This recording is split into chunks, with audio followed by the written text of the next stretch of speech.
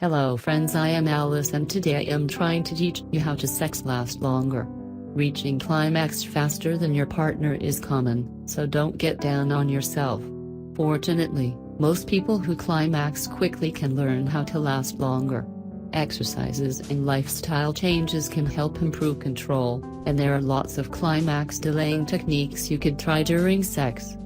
Actually, there are many techniques of increasing stamina, but I am only discussing one of them, and if you want to see more then please watch my other videos. Lifestyle changes can help you to increase stamina. First of all, you should cut down on alcohol and other drugs. Alcohol and other substances can cause premature ejaculation, erectile dysfunction, and other performance issues. Avoid drugs and alcohol before sex and try to cut down your overall use.